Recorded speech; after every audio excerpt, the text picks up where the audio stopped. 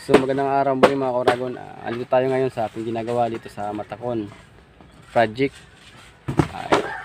Papakita ko sa inyo, ituturo ko sa inyo kung paano gumawa ng parilya. Bali ito yung ginawa natin. Yan. Ngayon papakita ko sa inyo kung paano gawin. Kaya panoorin nyo hanggang dulo para may matutunan kayo sa mga baguhan dyan.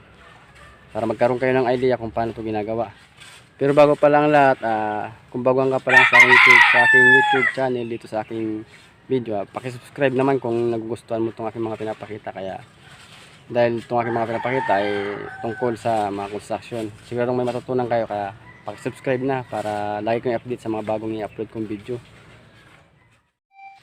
So yun mga Koragon, mag-assemble ulit tayo ng parilya para sa poste. Yan. Nakapagtali na siya dito, tapos doon sa kabila bali dyan nilalatagan naman. Yan. Bali yung paano niya, yung pagano niya, at 20, basta lahat 20, 20 piraso, pero yung pagano niya 10, tapos yung pagano niya 10 rin.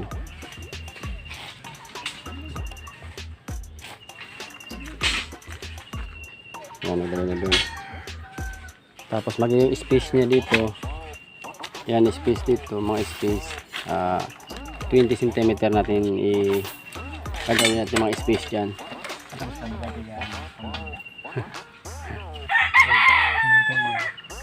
Kagasildo. Ayan.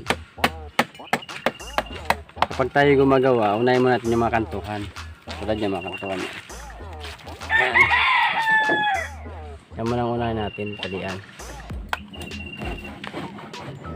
Para di gumalaw yung ating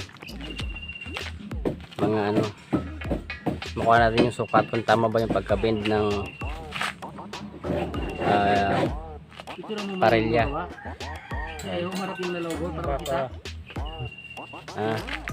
Mer. Yan. Para mana siya. Ayan. Albino yan. Ginawa niya yan ng kanto. Tapos kanto, lahat niya pinalian. Tapos doon na siya magsimula. Kukuha na siya doon ng 20. Tapos ito ganun din, kukuha rin siya ng 20 rin dyan.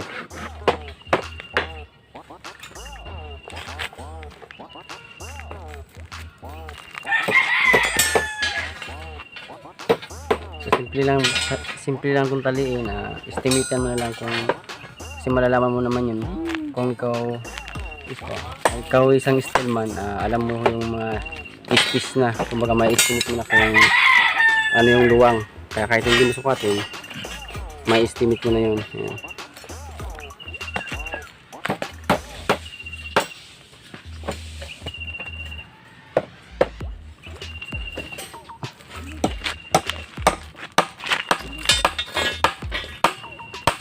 Pangat.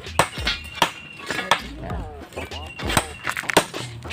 Itong nakahawk na rin to, 10 cm itong nakahawk na yan. Dahil itong ating 10 cm, tapos yung sa dulo rin 10 cm yung nakahawk. Bali 2 meters yung haba niyan, nag-hook tayo ng 10 cm. Bali finish niya is 180 cm yung pinakalaki na, 180 by 180.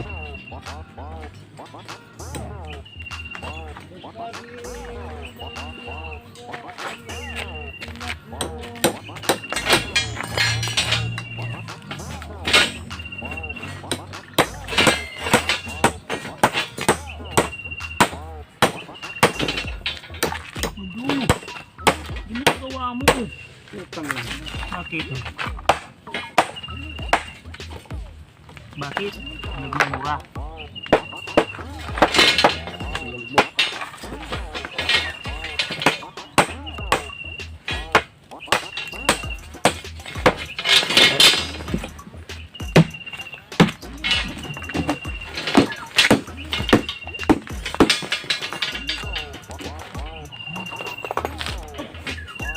At yung isang kasama natin na nag-repair ng mga forma para bukas pwede na formahan yung mga post yung ginagawa nila binuhusan na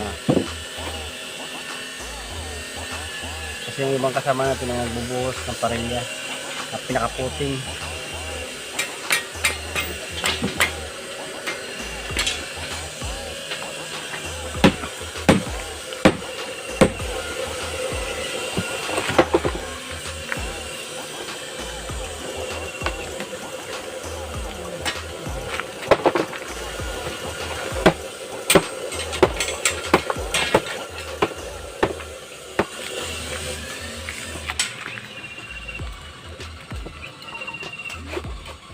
Ayan. So yung mga kuragon, ang inunang tinalian niya dito isang straight. Ayan. Tapos isusunod naman niya yung sa kabila. Ganun din. Tataliin din yan.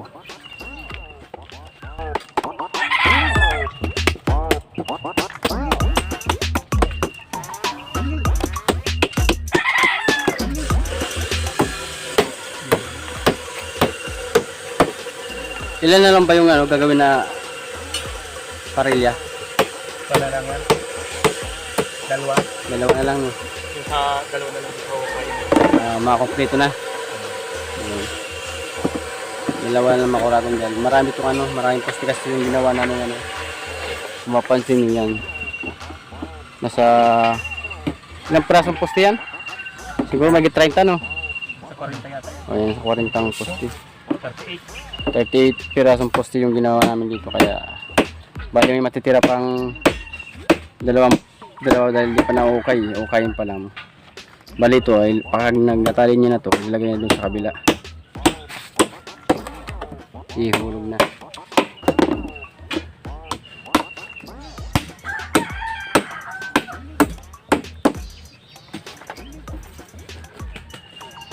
Kaya mga kuragon na sa mga baguhan dyan, panoorin nyo lang to dahil para magkaroon kayo ng idea kung paano gawin yung paggawa ng parilya. So natali niya na lahat. Yan, lagyan niya na ng kondiritong pa ganun. Ngayon kukuha naman siya ng 10. Bali 8 na lang yan kasi mayroon na siya dito, saka mayroon na doon sa dulo.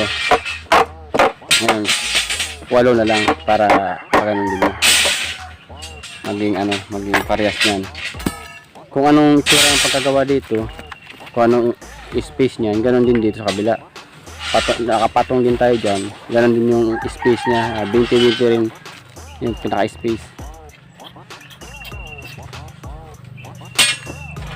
Ayan.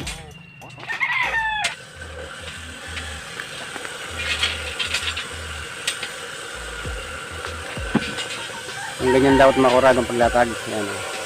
Kahit di nyo sukatin yan, malalaman nyo naman kung alin yung maluwang at yung alin yung malin yung makitid na pagkalagay. Kaya malalaman nyo.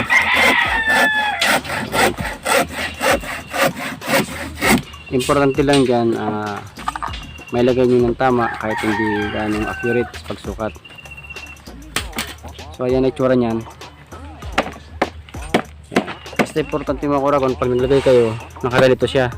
Ayan.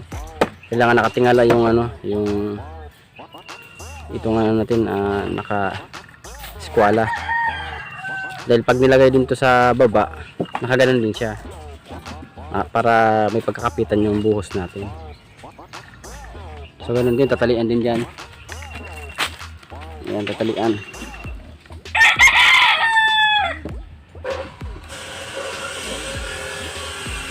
Kung ano yung ginawa natin kanina dito, ganun din dyan. Ayan. Para hindi na siya gumalaw.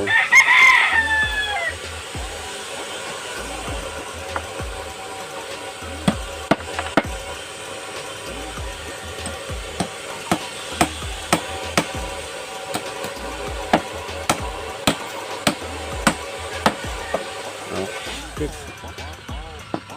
So pag natapos niya yan, natalian, nandito naman sa baba. Tatalian niya yan. Pag nakatalian niya na yan pa ganun, dito na sa gitna, magtatali na siya yan. Tatalian niya yan para nakapex na.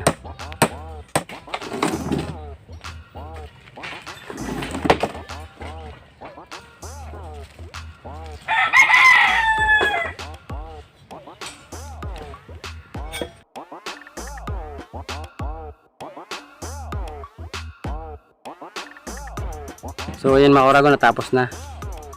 Yan, tinalian niya yung dalawa tinalian niya. Ngayon susunod niya dito na sa baba. Diyan na tayo magtatali yan. Magtatali na siya dyan. Ganun din, tatalian din niya yan. Pag natali niya na yan, dito na siya sa gitna maglalagay ng ano. Diyan na siya magtatali. So ganun lang mga kuragon, no? Kung anong ginawa doon sa kabila, ganun din ginawa dito. So ayan, no? Yan. Dalawa lang taliin niya. Pag natali niya na, dito na siya sa gitna. Diyan na siya focus magtali.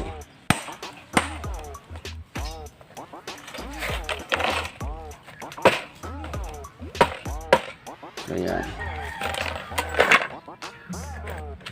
So yung mga kuragon, tapos na dito na siya sa gitna. Aunahin niya naman dito sa gitna para dumikit. Yan, para kumapit na. Yan.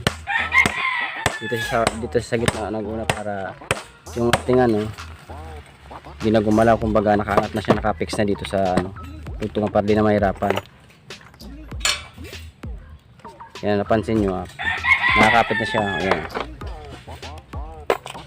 nakalapat na.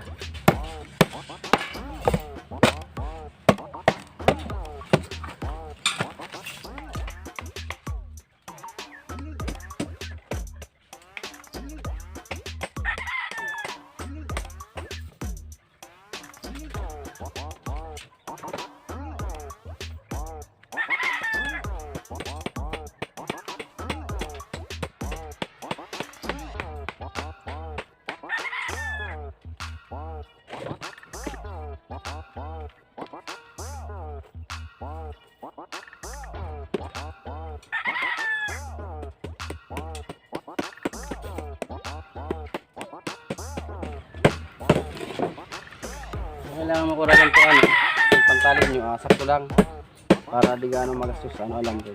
Pansinin nyo yan, kunti lang yung sumubra. Kasi pangit naman yung sobrang iksi, kasi pag sobrang iksi naman masakit sa kamay pag binabaloktot. Kaya tulad yung ginagawa nyo, kailangan yung tama lang. Pag mahaba naman, pangit din, sobrang marami rin masasayang sa alam kung mahaba. Kailangan mas tama yung pagkaputol nyo ng alam, tulad yun, tama lang. Kayang-kaya lang pihitin ng kamay.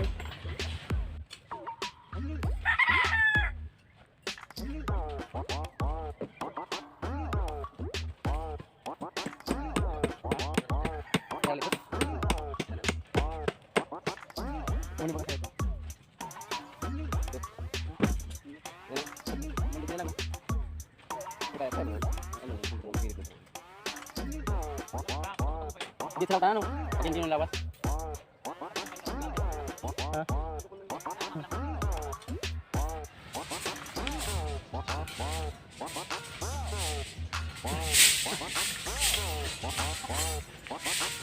Kaya pag ano, pang naman sa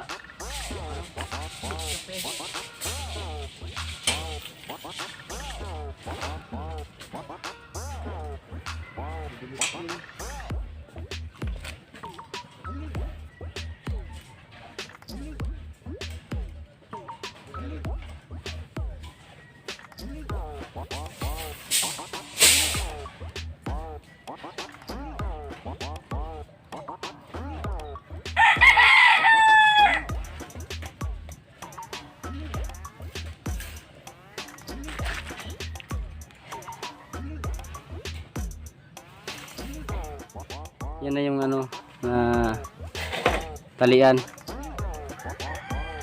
Napakabilis na ang gawin kasi ano na, kumbaga sanay na sa ano, sanay na sa pagtatali ng ano, mga bakal. Kaya yan, oh, tapos agad, yari agad, no. Yan yung itsura ng ating parilya. So sa di po nakakalam, dapat pag naglagay kayo ng bahay, pag gumawa kayo ng bahay, lalong lalo sa mga poste, kasi poste lang naman nilalagyan ng parilya, gumawa muna kayo ng parilyang ganito. Kumalit lang naman yung mga bahay yung ginagawa, 10 mm pwede na po gawin yung parilya. Pero ito kasi malaki, kaya ano to, nasa 16 mm, nasa 16 mm ang ano, ang parilyang ginawa dito.